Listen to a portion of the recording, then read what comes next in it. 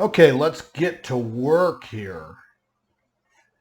Can you explain the process of partial revocation of parental consent of a particular service as allowed by Part B?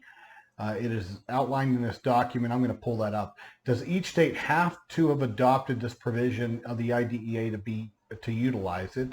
I was told because the state of Washington did not adopt it, I had to revoke all parental consent and start over. I recently had a U.S. federal district court judge who read my communications and my appeal that I asked for the partial revocation of our transition program. I was told no, because our state did not adopt that provision by the district's attorney and my ALJ.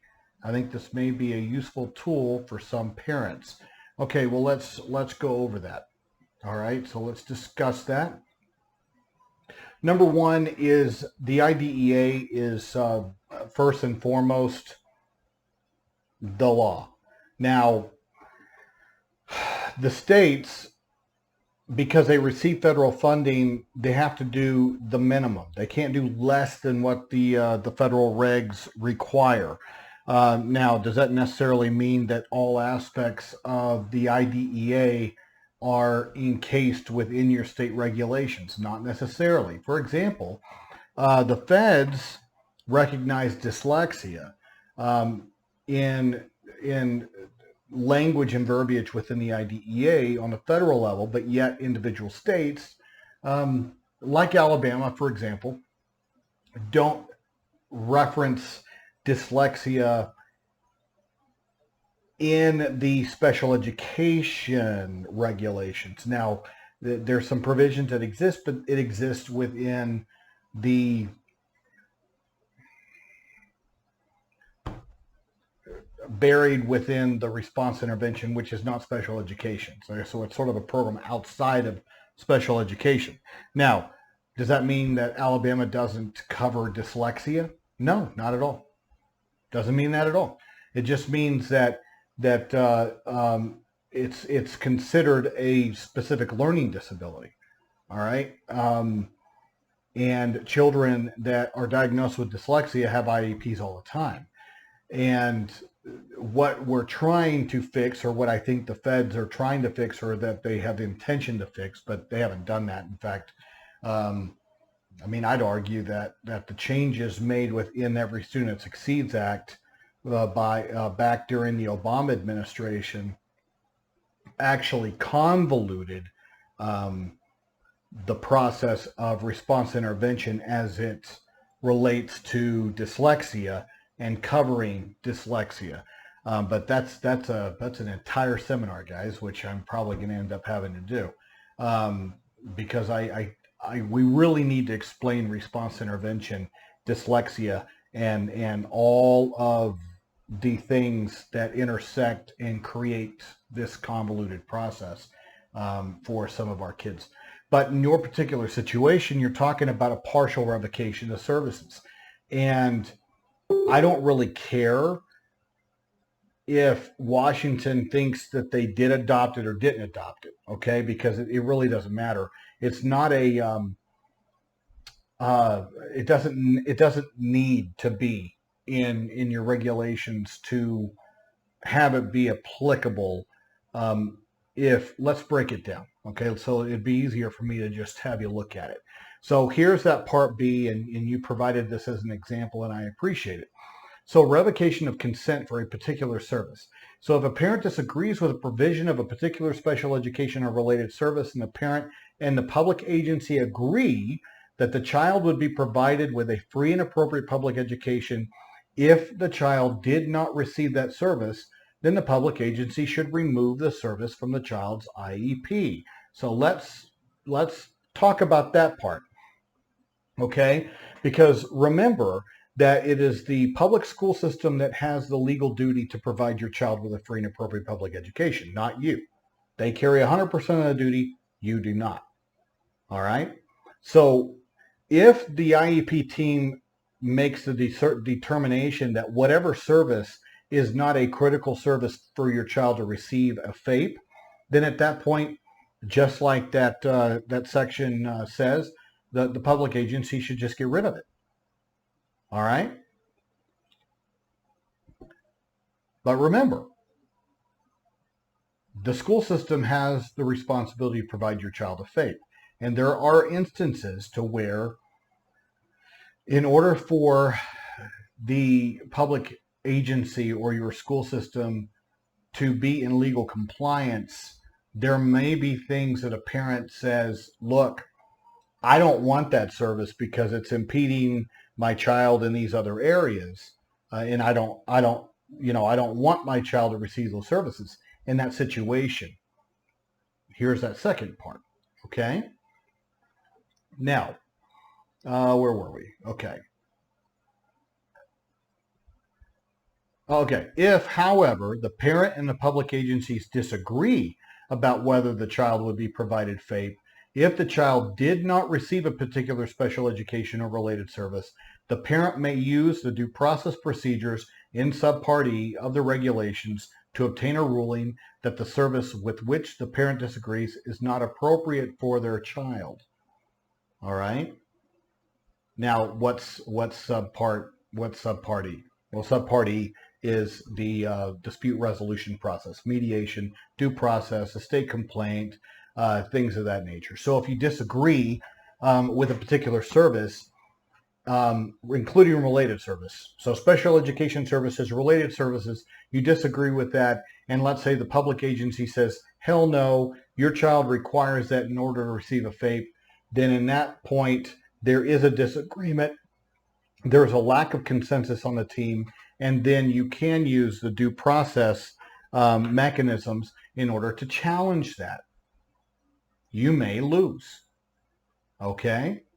But you would have to show why that particular service that you do not believe benefits your child is not required for your child to receive a FAPE. Because remember, they have 100% of the duty. You do not. So if I was a school system, easy solution. I mean,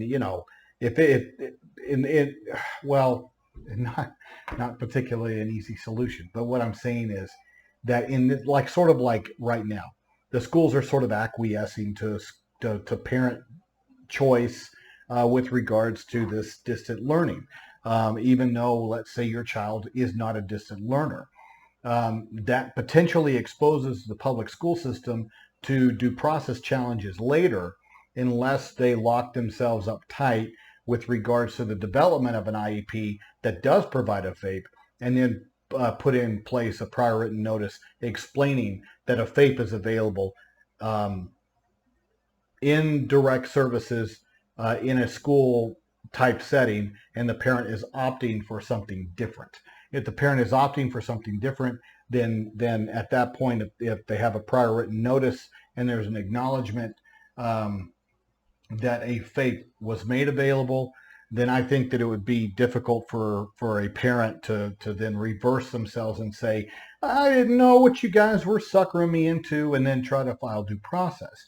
So, I think that in that kind of situation, a reasonable school system could easily say, okay, well, you don't want that service, and we think it's critical, but we'll put it in a prior written notice that we made that available. This is what we're willing to do, and you opted for something different. Okay, but that doesn't mean that they have to do it that way. They can sit there and say, look, we've got a legal duty to provide a FAPE. You're impeding our ability to do that. Now, if you disagree and you say, well, I want to get rid of this particular service because it's impacting these other areas that I believe are a priority for the threefold mission of special education, which is continuing education, economic viability, and independent living because of the age of your child. And I read another post of yours, so I know that your child is, let's say, in high school transition age, okay? And so at that point, that would be your argument. My child would benefit in the mission statement of the IDEA being independent living, economic viability, and continuing education by doing this and not so much of this. Now, if they disagree and they say, this is a reason why we believe this is important and why what you're suggesting is not, then you don't have consensus. And then as this provision laid out in the last, then you can use the due process procedures in Subpart E to challenge that decision through due process, mediation, estate complaint. Now, so does that need to be written into, let's say, the Washington Special Education Code? No, because if there's a lack of consensus on your team on that particular issue, then you're free to file a due process complaint on that particular issue. You don't have to sit there and have that be written in there for you to sit there and say, look, I'm challenging that. Well, he doesn't need the service. They're saying he does. I'm saying that my child is just entitled to a basic floor of opportunity with regards to a FAPE. The school is believing that they need to sit there and lop a Cadillac type of service regimen on him, and I do not believe that he requires that much. That would be a good argument for you to make, okay? But see, that's the thing. You're making that argument without having that specific part inserted into your state code. You don't necessarily need that. It's in the federal code. And all that's doing is providing you instructions, about partial revocation, that it's available, but see, it's available just as part of a natural mechanism of an IEP team anyway. There's absolutely doesn't make any sense to sit there and have a school system go, and that's just a stupid misinterpretation of the code. If the school sits there and says, well, you have to take all of it or nothing. You either fully revoke or that isn't how this works, guys.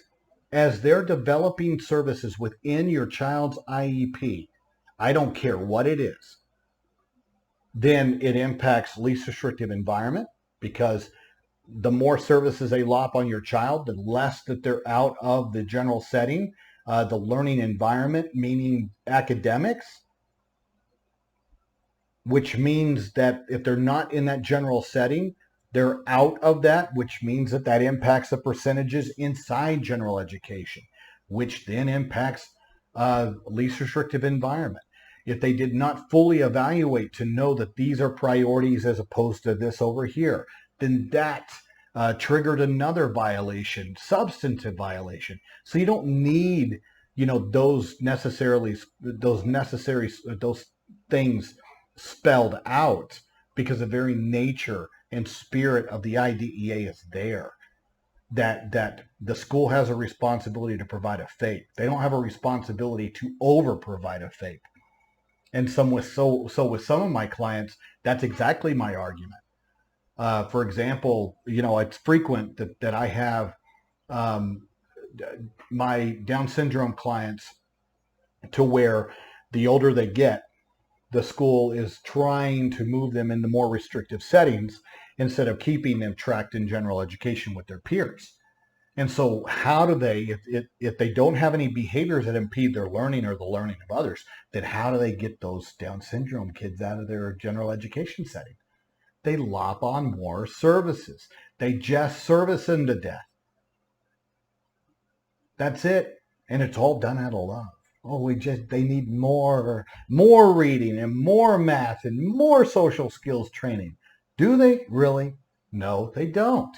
The benefit for them is inside the general education setting with their general education peers. The benefit in that environment outweighs anything else that they're going to be able to do in a more restrictive setting. So you see that the school system's responsibility to provide a legal FAPE, there's a line there. And they can sit there and tip over to that realm to where they're doing too much. They're doing more than necessary. And some of that is a very concerted strategy to remove your child from the learning environment, the general education setting. You just got to understand where that balance is. And that would be your argument. So you see, you don't need that provision in your code to sit there and make the argument that they don't need this particular service, and that the school is trying to give your child more than what the law requires, and you're not seeking that. I think that's a damn good case.